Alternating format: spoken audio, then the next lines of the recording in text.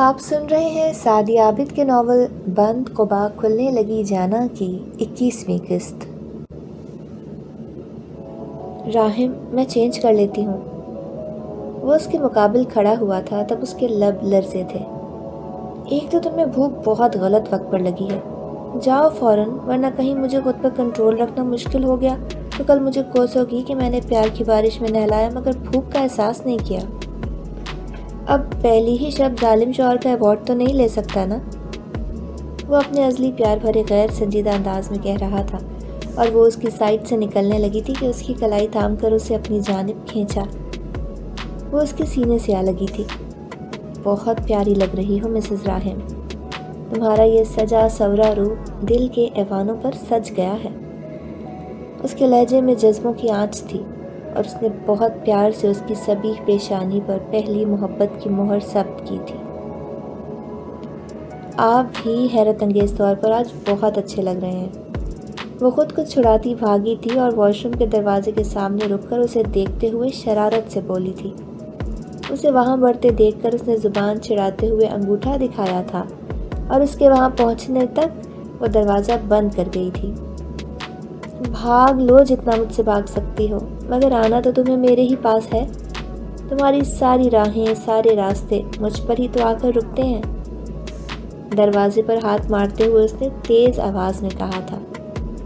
جناب، ہم راہ فرار اختیار نہیں کر رہے، مگر انتظار کروانا اپنا حق سمجھتے ہیں۔ آخر کو آپ نے ہماری نیند خراب کرنے کا ظلم کیا ہے۔ وہ دل کی دھڑکنیں سنبھالتی بولی تھی اور اس کا کہا سن کر دھیمے سے مسکرا دی تھی۔ لے لو بدلہ، میں بھی گن گن کر بدلے لوں گا۔ میں نے تو صرف آج نیند اڑائی ہے اور تم نے تو برسوں سے میری نیند اڑائی ہوئی ہے۔ وہ کہتے ہوئے روم فریج کی جانب بڑھ گیا تھا اور جتنی دیر میں وہ چینج کر کے آئی تھی وہ کافی کچھ اس کے لیے نکال کر رکھ چکا تھا۔ وہ مطمئن ہو گئی تھی۔ راہم کے ساتھ کے لیے اس نے کتنی ہی دعائیں مانگی تھیں۔ رب کا شکر ادا کر کے اس نے جو کچھ کھا سکتی تھی کھایا تھا، اور پھر وہ تھی اور راہم کی بے قراریاں اور پیار بھری جسارتیں۔ اسے خود پر اور اپنی قسمت پر ناز ہونے لگا تھا۔ وہ آج بہت خوش تھی، بہت زیادہ۔ خیریت تو ہے؟ آج حنین عالم اتنی صبح صبح کیسے جاگ گئی ہیں؟ پیپرز ختم ہونے کے بعد وہ دن چڑھے تک سوتی رہتی تھی، اس لیے اسجد کو تشویش ہوئی تھی۔ ماں بدولت کا آج یونیورسٹی میں فرسٹ ڈے ہے۔ جامعہ کراچی میں اس کا ایڈمیشن ہو گیا تھا اور وہ اسے خوشی خوشی بتا رہی تھی۔ گڈ، یہ تو اچھی بات ہے، اور مجھے امید ہے کہ تم یونیورسٹی میں بھی اپنی قابلیت کے جھنڈے ضرور گاڑو گی۔ وش یو بیسٹ آف لک۔ اسجد کے لب و لہجے میں بڑے بھائیوں کا سمان تھا۔ تھینک یو اسجد بھائی۔ اسجد، آفس جاتے ہوئے تم حنین کو ڈراپ کر دینا۔ ابو میں آج تو کر دوں گا، لیکن روز یہ ذمہ داری نہیں اٹھا پاؤں گا۔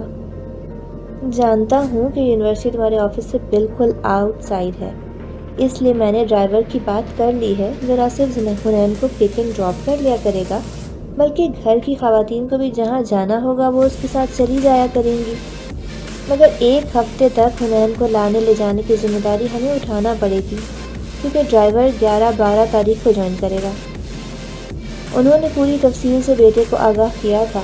ڈرائیور تو پہلے بھی موجود تھا جو گاؤں شفٹ ہو گیا تھا، اس کے بعد انہیں کوئی قابل اعتماد نہیں لگا تھا۔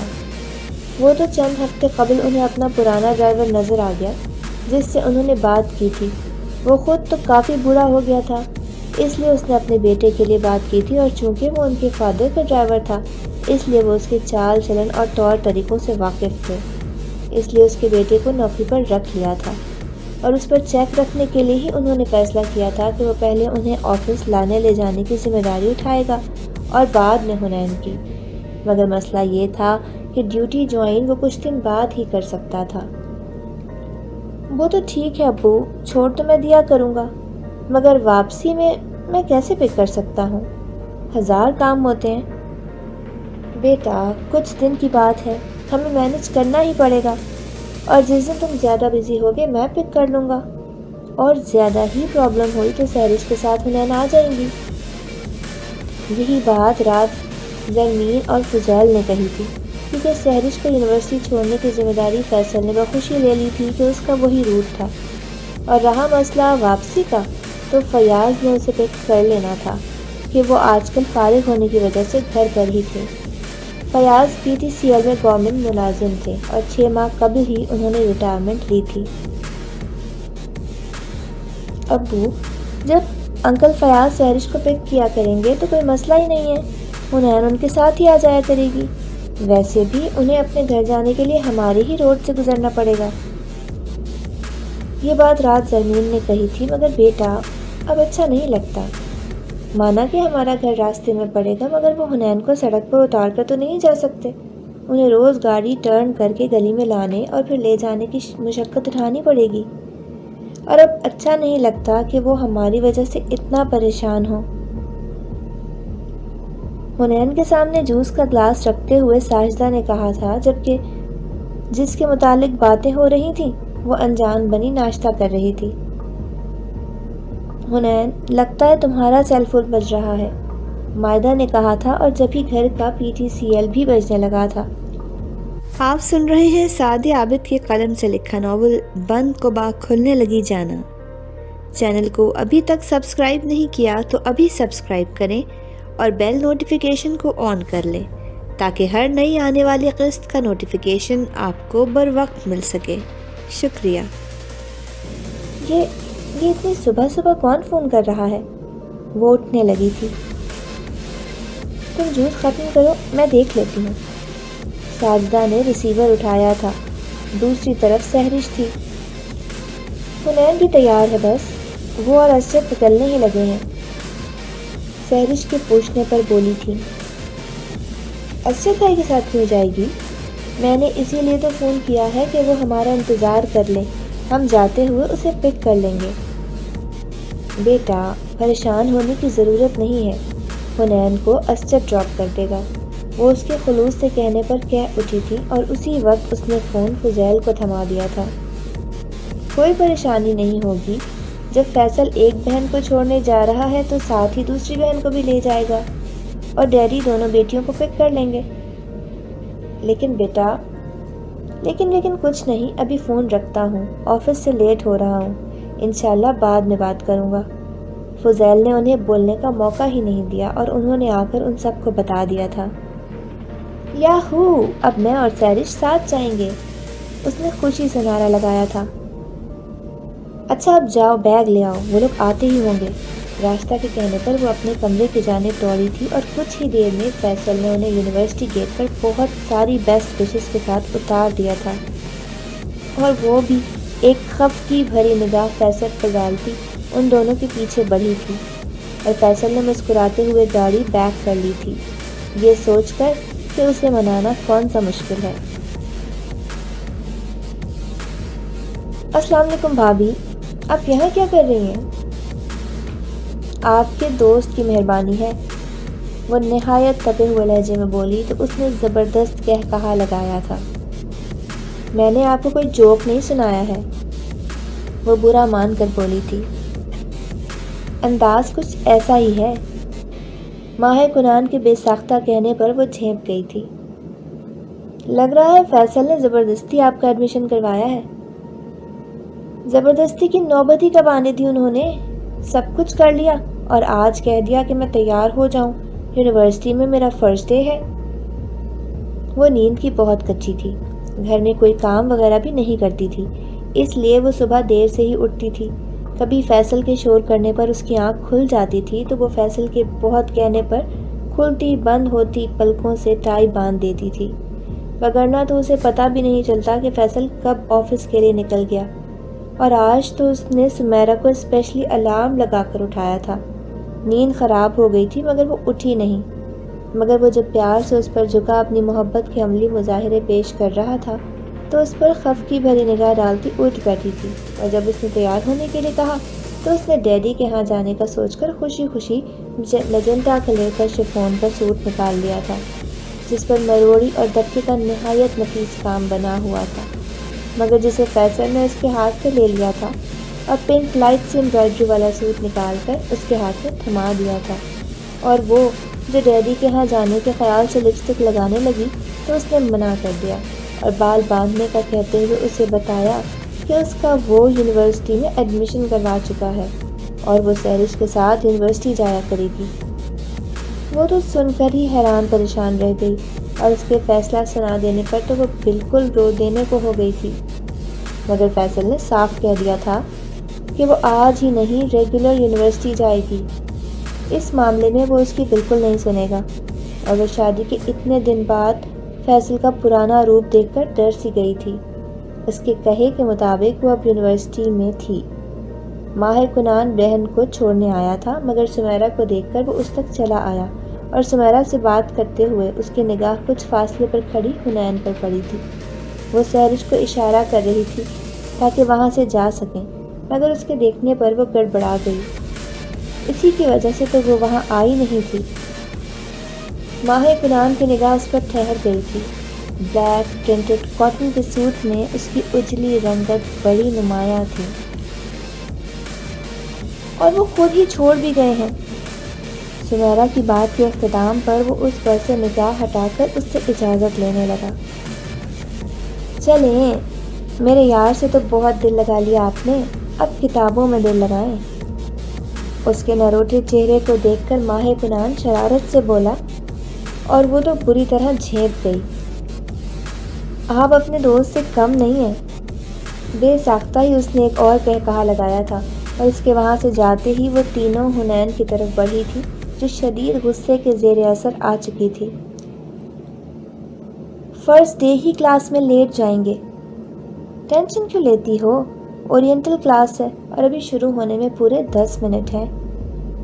کلاس شروع ہونے میں 10 منٹ ہیں اور ہمیں ابھی کلاس ڈھونڈنی بھی ہے، حنین تب کر بولی تھی۔ لالا جان نے ہماری کلاس دیکھ لی تھی، ہمیں ڈھونڈنا نہیں پڑے گا، مہلاج نے مداخلت کی تھی۔ دیکھی لالا جان نے، اور ڈھونڈنی ہمیں نہیں پڑے گی، واٹ اے گڈ جوک۔ نہ جانے کیوں اسے غصہ آ رہا تھا۔ مجھے لالا جان نے کلاس کی لوکیشن اور روم نمبر سمجھا دیا ہے، مہلاج برا مانے بغیر بولی تھی، کیونکہ رات ہی تو سہرش نے فون کر کے اس سے کہا تھا کہ حنین بھی اس کی کلاس فیلو ہے اور اگر اسے دوستی کرنا ہے تو شروع میں اس کا مس بیہیویئر اگنور کرنا پڑے گا، اور یہی سب حنین کو بھی بتاتے ہوئے کہا تھا کہ وہ لاج کے ساتھ مس بہیو نہ کرے۔ ماہر کنان کا غصہ ہے بھی تو کم از کم لاج پر نہ نکالے، اور یہ بات اس کی سمجھ میں آ گئی تھی، اور اس نے سہرش سے کہا تھا کہ وہ لاج سے دوستی کر لے گی، مگر ماہر کنان کو دیکھ کر وہ رات کی کہی بات بھول گئی تھی۔ لاج کا بڑا ہوا ہاتھ تھام لیا تھا، مگر دوسری کوئی بات نہیں کہی تھی۔ وہ چاروں جس وقت کلاس کے باہر پہنچی تھیں دھک سے رہ گئی تھی، کیونکہ کلاس شروع ہو گئی تھی۔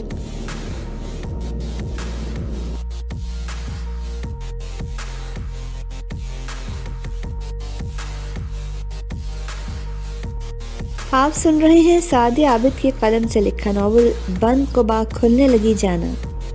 چینل کو ابھی تک سبسکرائب نہیں کیا تو ابھی سبسکرائب کریں اور بیل نوٹیفیکیشن کو آن کر لیں تاکہ ہر نئی آنے والی قسط کا نوٹیفیکیشن آپ کو بر وقت مل سکے۔ شکریہ۔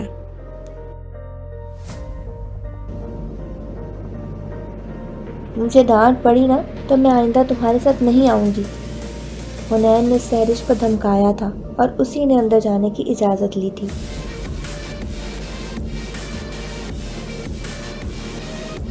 آپ خواتین نے یہ مقولہ تو ضرور سنا ہوگا کہ first impression is last impression. Dais پر کھڑے عارفین نے تیکھے جتنوں سے اس کو دیکھا تھا اور وہ شرمندہ ہو گئی تھی، مگر کہا کچھ نہیں تھا، اور دو دو کر کے 2 سیٹوں پر بیٹھ گئی تھی۔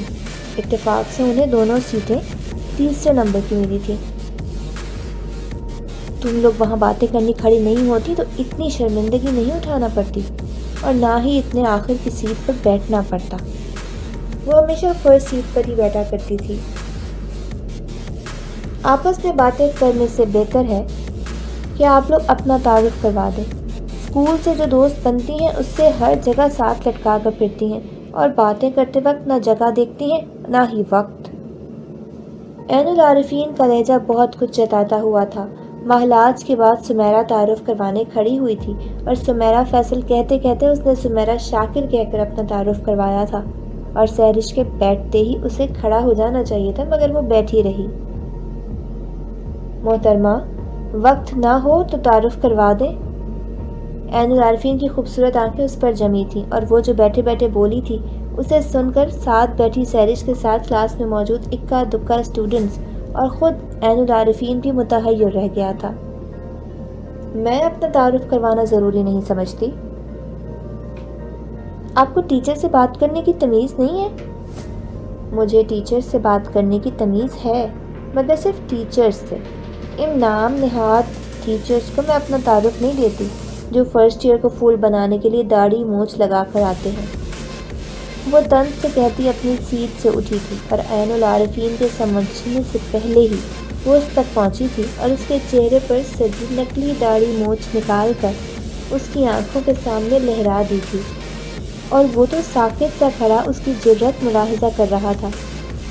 جوابی کارروائی کے طور پر کچھ کہتا یا کرتا ایک ڈیسنٹ لیڈی روم میں داخل ہوئی تھی، جنہیں دیکھ کر کہکہوں پر نقب لگ گئی تھی، اور وہ چند سینئر اسٹوڈنٹس جو عین العارفین کا ساتھ دینے کی غرض سے وہاں بیٹھے تھے، میڈم عائشہ کو دیکھ کر فوراً ہی وہاں سے کھسک لیے تھے۔ تو میں تمہیں دیکھ لوں گا، وہ دھمکی دیتا ڈائس سے اترا تھا اور روم سے نکل گیا تھا، اور وہ بھی اپنی سیٹ پر آ کر بیٹھ گئی تھی۔ پھر اسٹوڈنٹس اپنا تعارف کروانے لگے تھے۔ حنین نے بھی اپنا تعارف کروا دیا تھا، اور میڈم عائشہ بریفلی طور پر اپنے سبجیکٹ اکنامکس کی بابت لیکچر دے کر چلی گئی تھیں۔